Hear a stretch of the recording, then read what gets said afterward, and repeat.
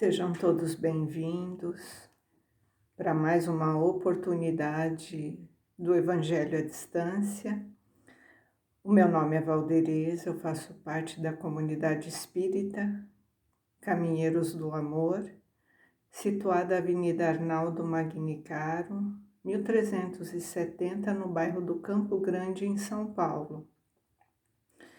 E hoje nós vamos discorrer sobre os itens número 9 e 10 do Evangelho segundo o Espiritismo. O tema central do capítulo 13 é que a vossa mão esquerda não saiba o que dá a vossa mão direita. E hoje teremos a instrução de dois espíritos, onde o tema central é a caridade material e a caridade moral. Mas antes de iniciarmos, como é de costume na doutrina, nós vamos fazer a nossa prece de abertura.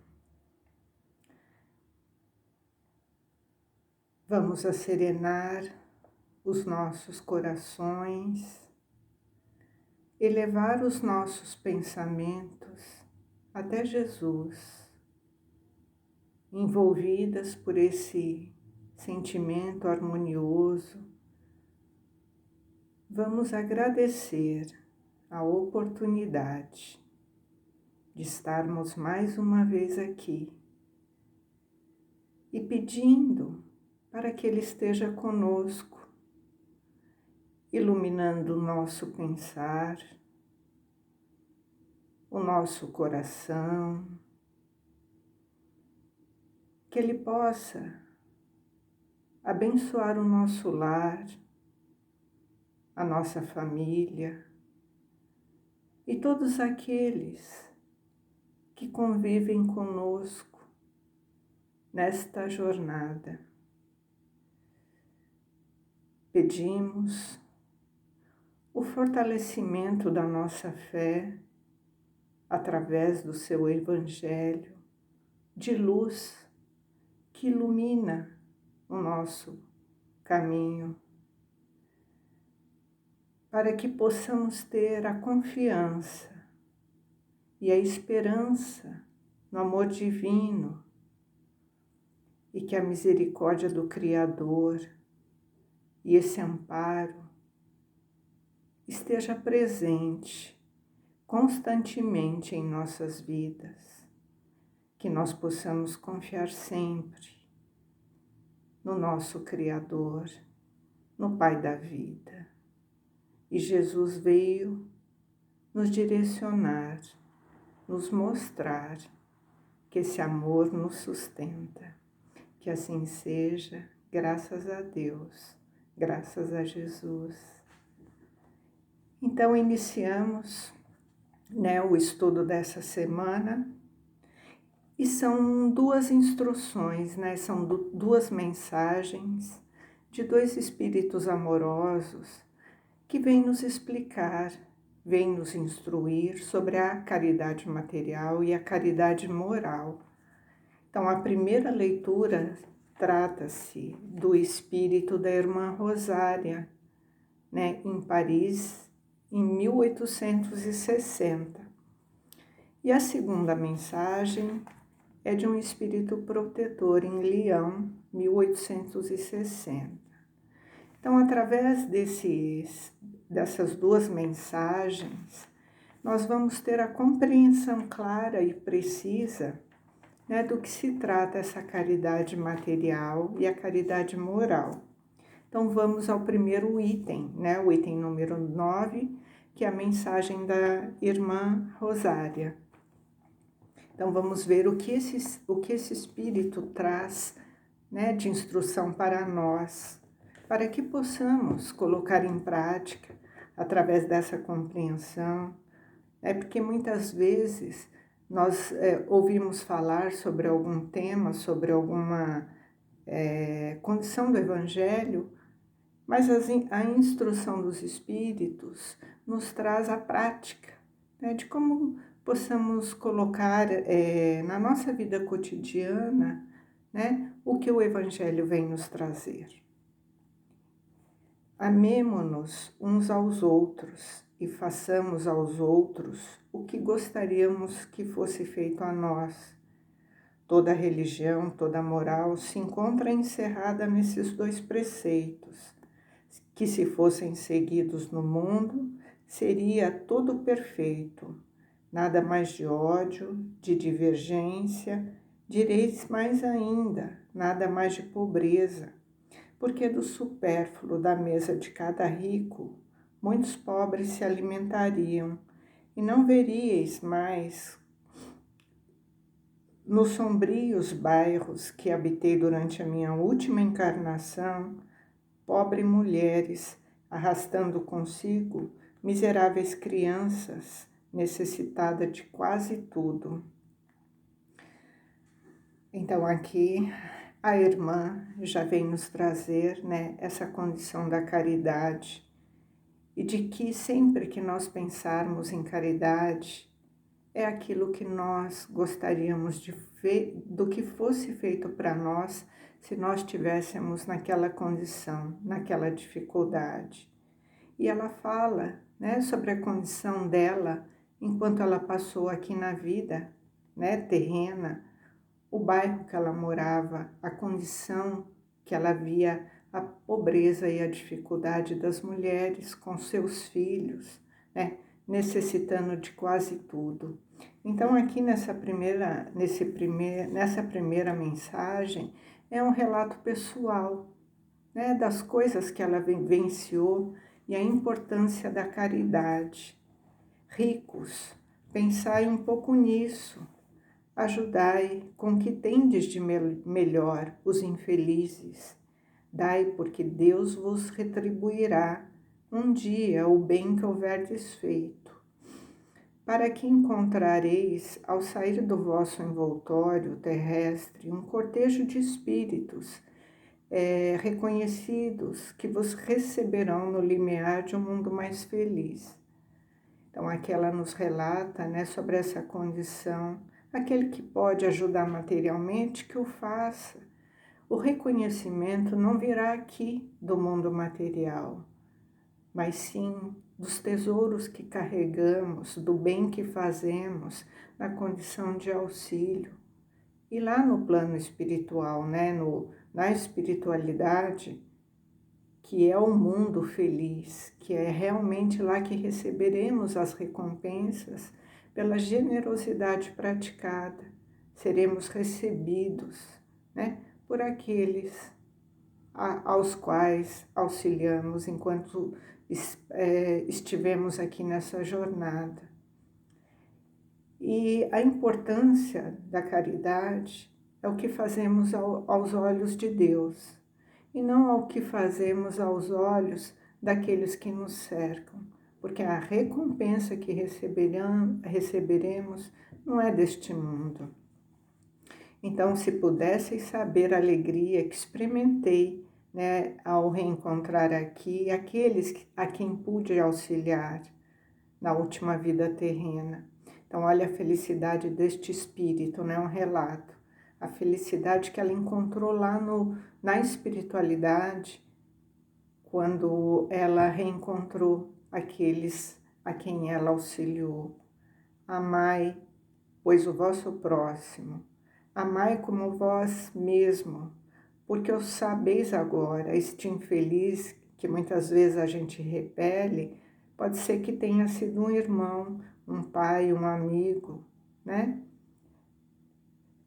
Então, o vosso desespero, quando a gente chega no mundo material e reconhece que aquele que nós deixamos de auxiliar era um irmão muito querido, que cruzou o nosso caminho enquanto estava aqui e nós deixamos a oportunidade de auxiliá-lo. Desejo que compreendei bem, porque a caridade moral, aquela que cada um pode praticar e que nada custa materialmente, entretanto, aquela que é mais difícil de se pôr em prática. Então, aqui no primeiro momento ela falou da caridade material e agora ela entra no tema da caridade moral, né? Ela fala que a caridade moral é muito mais difícil de ser praticada, né? De colocar em prática. Ela não exige nada de material, então nós não temos nenhum recurso financeiro, né, que abarque essa condição da prática da caridade moral. Nós não precisamos de dinheiro, né, para pôr em prática a caridade moral, mas que é mais difícil. Então ela vai explicar por que é mais difícil. A caridade moral consiste em suportar uns aos outros. Então, olha, é uma caridade, né? Nós nos suportarmos. Aqui a gente não está nem falando de amor, né? Está falando em suportar o outro, né? E é o que menos nós fazemos nesse mundo, né? Porque nós estamos a todo momento sendo confrontados com esse outro, né? Que nos causa estranhamento. Muitas vezes é como se fosse cravado, né, em nosso peito punhaladas diárias, né, daqueles que amamos, muitas vezes nos nossos lares, e que devemos, né, colocar em prática essa caridade moral do perdão, da compaixão, de não fazer o julgamento, a tolerância, a paciência, a misericórdia para com aqueles, né, que muitas vezes estão ali constantemente, né, nos instigando a que deixamos, né, o nosso sentimento de egoísmo, de orgulho e de vaidade falar mais alto. Então, é contra este, né, tipo de comportamento que devemos lutar diariamente, colocando em prática essa caridade moral, né, que a irmã nos fala agora. Há um grande mérito, acredite, em saber calar, em deixar falar o mais tolo. E aí está um gênero de caridade, quando a gente se cala, né, diante de uma ofensa, diante de uma humilhação, de uma calúnia, deixando que o mais tolo fale. Saber ser surdo, quando uma palavra de zombaria escapa da boca, habituada a escarnecer. Não ver o sorriso de desdém que acolhe a vossa entrada entre pessoas que frequentemente e erradamente se creem acima de vós, enquanto que a vida espírita, a única e real, estão algumas vezes bem longe disso. Eis o mérito, não de humildade, mas de caridade, porque não anotar os erros do outro é caridade moral. Então, olha como é difícil, né? E ela fala da caridade moral, que ela é muito mais trabalhosa de ser colocada em prática, porque ela vai lá fundo no nosso orgulho, na nossa vaidade, né? Aqueles milindres que a gente, né, se coloca quando a gente recebe uma palavra, uma ação, daqueles que frequentemente, né, se colocam ali na nossa existência. Entretanto, essa caridade não deve impedir a outra. Então, ela chama atenção, né? Não é só a caridade moral, nós precisamos, né, colocar em prática também a caridade material, porque estamos aqui no mundo de provas e expiações e temos aqueles irmãos que necessitam realmente da caridade material, do alimento, de uma roupa, de um medicamento, de uma condição do dinheiro mesmo, né? Então, nós temos sim que pensar na caridade material e sempre que pudermos ter a oportunidade de ajudar, que o façamos. Mas tenhamos em mente, quando não temos o recurso, né, material, temos a condição de fazer uma prece, uma palavra, um auxílio numa condição de que eu tenho um talento, eu tenho um conhecimento, eu posso ajudar de alguma outra forma aquele irmão que às vezes não está precisando da condição material, mas sim até de um ouvido, de uma palavra, de uma prece, né? Ou de uma condição que nós possamos estar ali acolhendo uma atenção. Então, fiquemos atentos, né, para essas oportunidades. Então, lembrai-vos de tudo que eu vos tenho dito, é preciso lembrar sempre, sem parar. O pobre rejeitado, que talvez repilais, é um espírito que foi caro, né, que lhe foi querido e que se encontra momentaneamente numa posição inferior à vossa. Eu revi um dos pobres da terra que pude, por felicidade, beneficiar algumas vezes, e a quem me cabe agora implorar por minha vez. Então, as encarnações, elas são oportunidades, né, desses reencontros, para que a gente possa fazer sempre o exercício e a tarefa de aprender a amar, a auxiliar e a compartilhar. Então, relembremos, né, que Jesus disse: pensai sempre nisso antes de repelir o leproso ou o mendigo, né, que possamos seguir o exemplo de Jesus. Pensai naqueles que sofrem e orai. Então, essa é a primeira instrução, e agora nós passamos para a segunda, que é do Espírito Protetor, em Leão, 1860. E essa instrução começa com uma pergunta, e o Espírito vai responder. Então, a pergunta é a seguinte: meus amigos, ouvi vários de vós dizerem para si mesmo: como posso fazer a caridade, se frequentemente não tenho o mesmo necessário? Então, esse Espírito protetor, nessa instrução, ele vai responder essa pergunta, porque, como ele mesmo diz, ele ouve muitos encarnados perguntarem, né? Como que eu posso auxiliar alguém se me falta, né? Muitas vezes o necessário. E ele vai responder: a caridade, meus amigos, se faz de muitas maneiras. Podeis fazer a caridade em pensamentos, em palavras e em ações. Em pensamentos, orando pelos pobres abandonados, que morreram sem ter podido mesmo ver a luz. Numa prece do coração os alivia.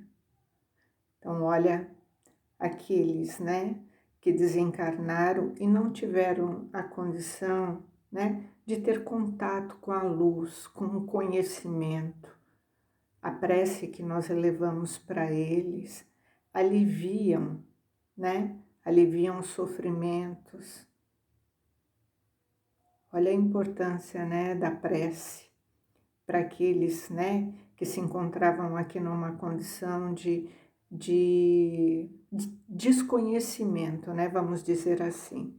Em palavras, dirigindo aos vossos companheiros de todos os dias alguns bons conselhos, dizei aos homens irritados pelo desespero, pelas privações, que blasfemam pelo nome do Altíssimo: eu era como vós, eu sofria, eu era infeliz, mas acreditei no Espiritismo e vede, sou feliz agora.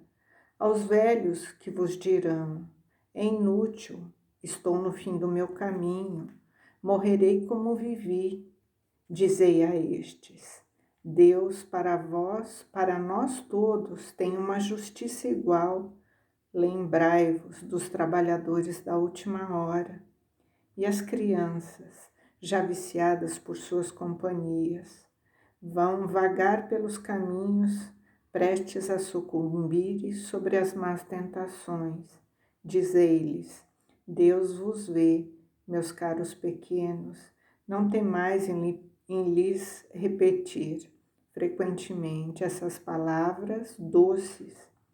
Elas acabarão por germinar na sua jovem inteligência, em lugar dos pequenos, vagabundos terei feito homens. Está aí uma caridade. Então aqui ele vai nos dizendo, né, que quando nós conquistamos já um entendimento, quando nós temos contato, né, com os ensinamentos de Jesus, com o Evangelho, né, com a condição da moral cristã, as nossas palavras podem, né, servir de bálsamos para os corações que estão desesperançados, né, que estão caídos. Falar sobre a confiança no Pai da vida, na misericórdia do nosso Criador, né? Que nenhuma criatura se encontra desamparada, por mais difícil que seja a circunstância. Então, aqui consiste também numa caridade moral. Vários dentre vós também dizem: ora, somos tão numerosos na terra de Deus, Ele não pode ver a todos. Escutai bem isso, meus amigos. Quando estáis sobre o cume de uma montanha, vosso olhar não abarca bilhões de grãos de areia que cobrem essa montanha. Pois bem, Deus vos vê da mesma forma. Ele vos deixa o livre-arbítrio, como deixa os grãos de areia irem ao capricho do vento que o dispersa.